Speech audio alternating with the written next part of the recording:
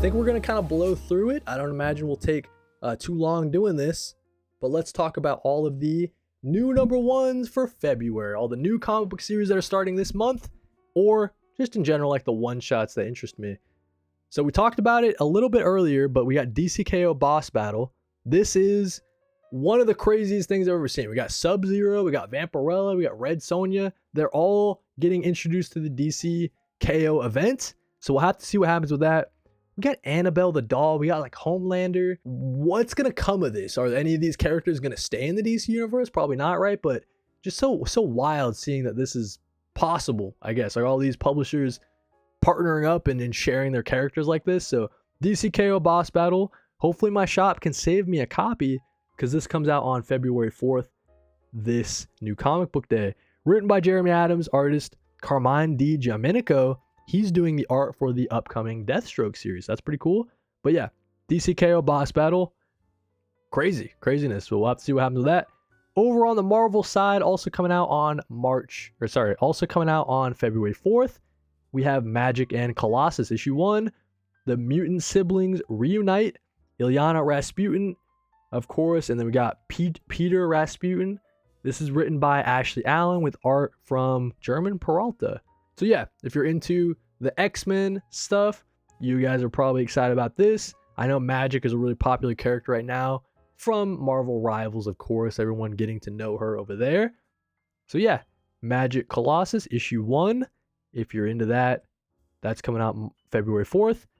Let's talk about this Marvel and DC present Superman and Spider-Man Treasury Edition number 1. This is a reprint of the classic story. If you guys can see, wait, actually, you see up there? Where am I pointing? Down right there. That's the first crossover facsimile they did, the Versus one, but it looks like this one is going to be the other crossover.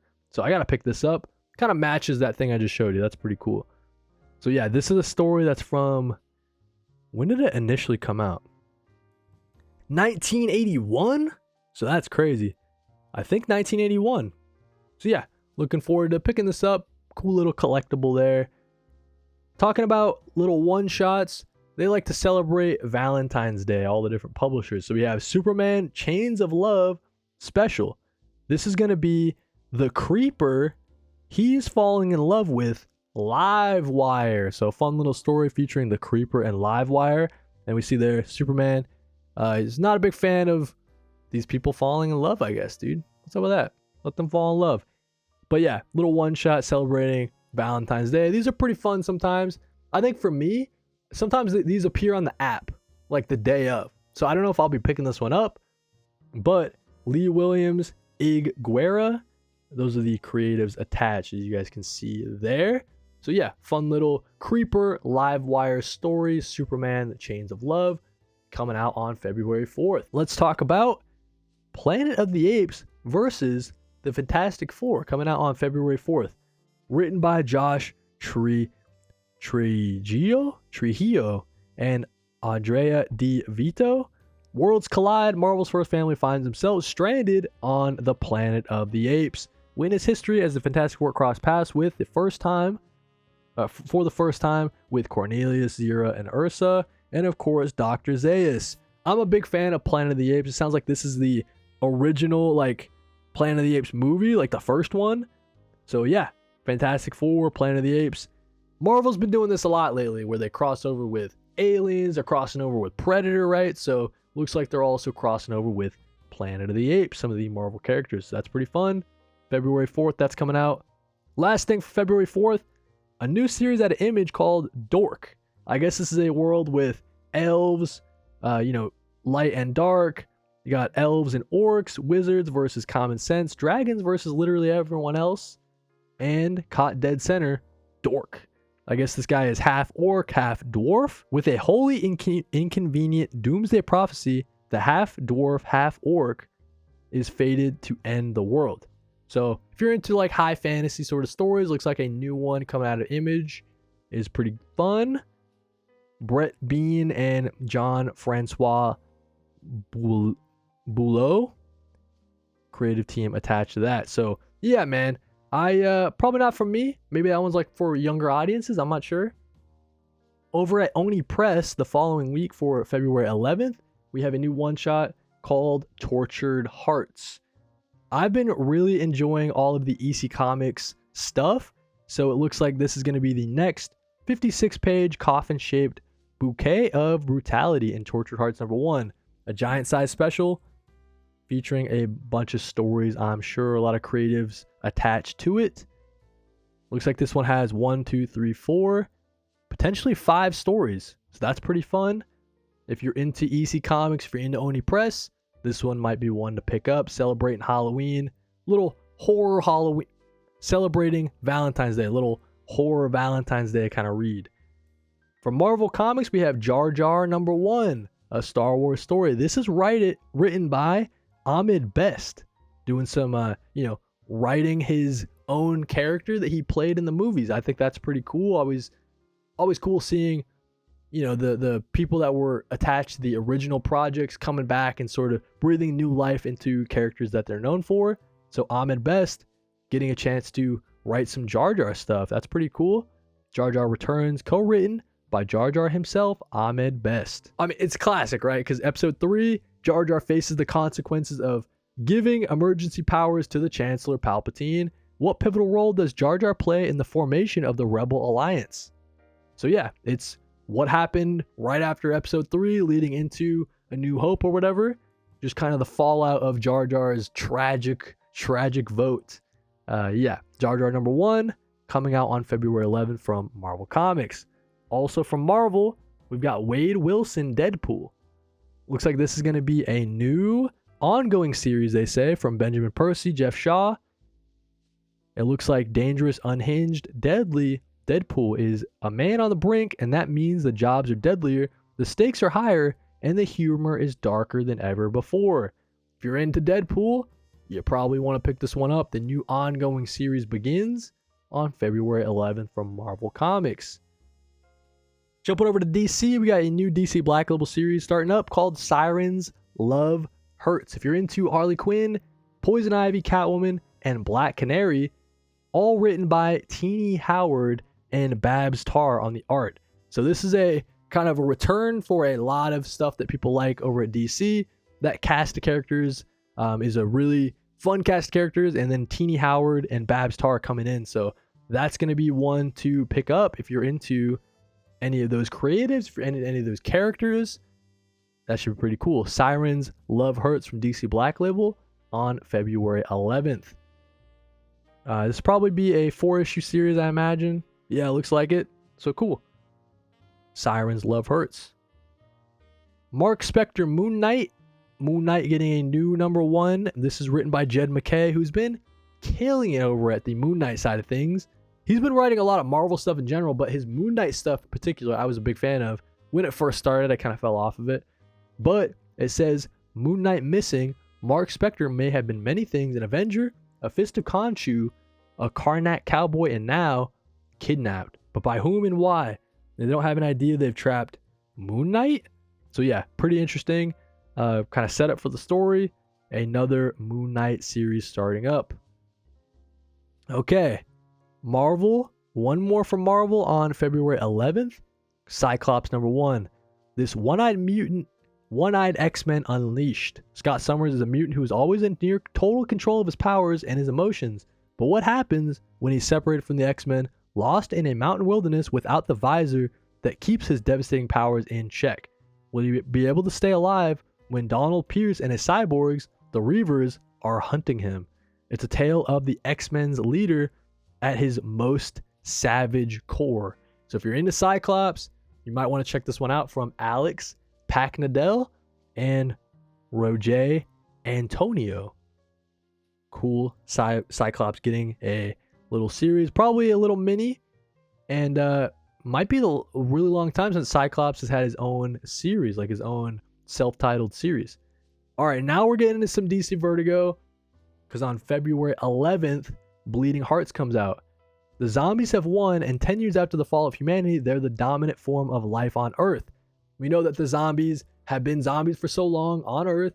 They start developing their own culture, their own language. Some weirdness stuff is going on. Our main character, as we see here on the cover, his name is Poke, and his heart starts beating again one day, and he's like, that's not supposed to happen. I'm dead. I'm a zombie. Hearts are not supposed to be beating.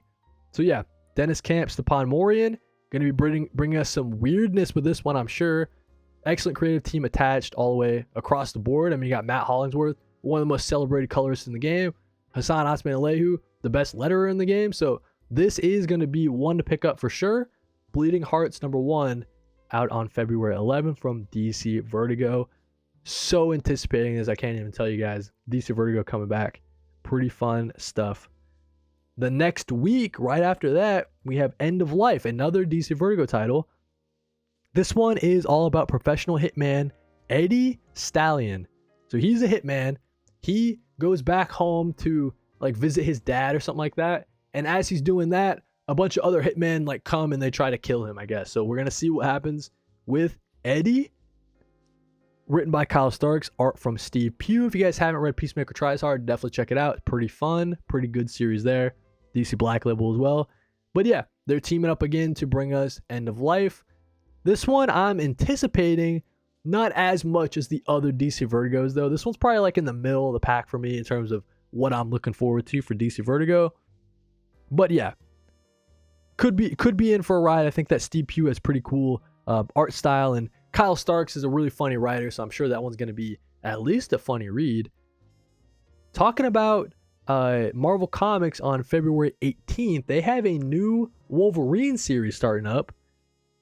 This is going to be, it says it's the first chapter of the biggest Wolverine story in years, and one that will have a major impact on the future of the Marvel Universe. This is written by Chip Zdarsky. Very eyebrow raising. What is Chip Zdarsky doing over here? He's writing a Wolverine series. I think this is, as we can see on the cover here, Armageddon assembles this summer. This is Wolverine Weapons of Armageddon. So I think this is obviously going to tie into the Armageddon events that Chip Zdarsky is heading up later this year. But my question is, do I need to pick this up? If I'm not like the biggest X-Men guy, like I haven't read so much X-Men, is this like a must-read series? Is the first good starting place for someone trying to get into Wolverine? I don't know. We'll have to stay, keep our eyes out for that one coming out on February 18th. Chip Zdarsky, Luca Maresca on the art. So that's pretty cool. Wolverine Weapons of Armageddon. White Sky #1 out of Image Comics. 5 years ago, the sky turned white and the world ended. Violet and her father David are forced out of hiding and flee towards the ruins of San Francisco, where they believe they'll be safe. But in this haunted world ruled by ghosts, no place is safe. William Harms and Jean Paul Mavinga, they're bringing us White Sky. So on February 18th, pretty interesting setup. When I read the solicit, it gave me the vibes of The Road, that Cormac McCarthy book that I'm a fan of the graphic novel adaptation nowadays. I don't say I'm a fan of the book because that author is a huge piece of shit apparently, but the graphic novel adaptation was really good and it gave me sort of the vibes of that. Also just from like the cover, getting like a Geiger sort of vibe a little bit, just a little bit, like post-apocalyptic, you know what I mean? But then turns out there's ghosts everywhere. Sure, dude. That one could be an interesting read for sure. White Sky, February 18th from Image Comics. All right, we got 4 more to talk about before we end this new comic book weekly. We got Phantom of the Opera, issue 1 coming out February 25th from Image Skybound. We have writer Tyler Boss and artist Martin Simmons. Martin Simmons did the art for the Dracula series, and he's also on, yeah, I think so. Martin Simmons, Department of Truth, Dracula, yeah. And then Tyler Boss, he's coming off a pretty cool year. He did the series You'll Do Bad Things. So that's a great slasher horror series. So Tyler Boss is a great pick for this Phantom of the Opera. I don't know too much about Phantom of the Opera just in general, but if it's got that slasher sort of vibes, Tyler Boss just showed that he's, more than capable in bringing us a story with those. So yeah, Universal Monsters, Phantom of the Opera, starting on February 25th. Excited for that. Phantom of the Opera, or like the Universal Monster stuff has all been pretty sick. So looking forward to that. Punisher #1. Punisher getting a new ongoing series from writer Benjamin Percy.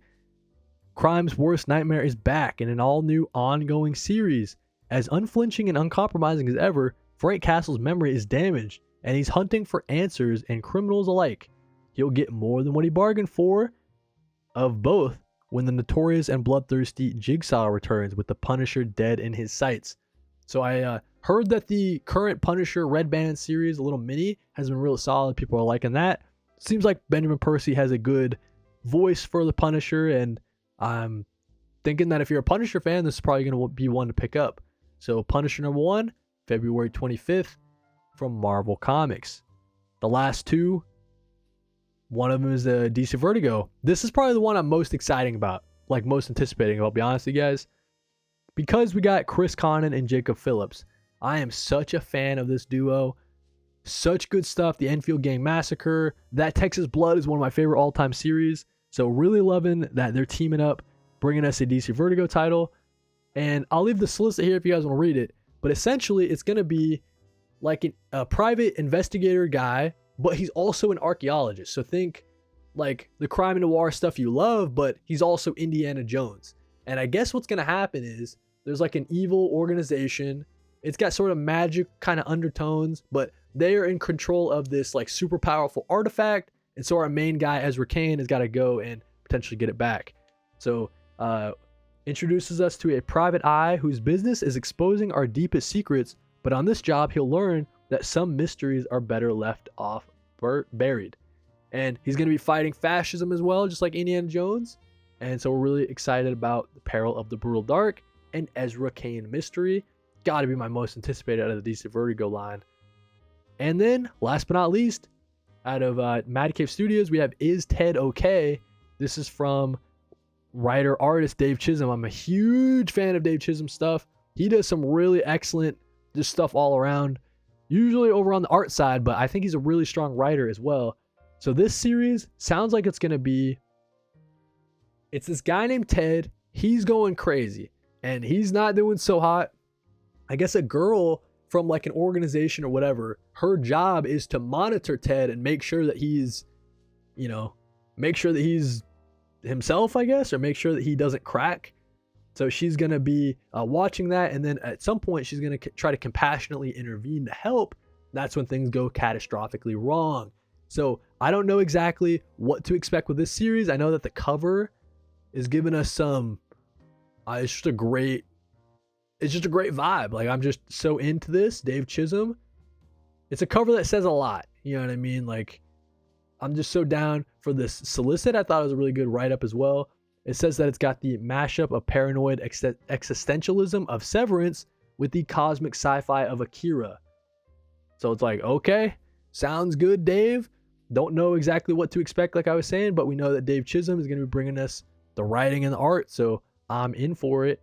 Mad Cave Studios, Is Ted Okay? Out on February 25th. But I think that's it, dude. Those are all the issue number ones that I want to talk about. All the different one-shots for the month of February. So hopefully you guys enjoyed. Let me know down in the comments, what are you most anticipating? Doesn't have to be from that list I just did. If it's a number one that's coming out in February, I would love to hear your thoughts on it. And while you're down there leaving a comment, like if you like, sub if you love, and if you really like it, you can hype it, and that'll do it.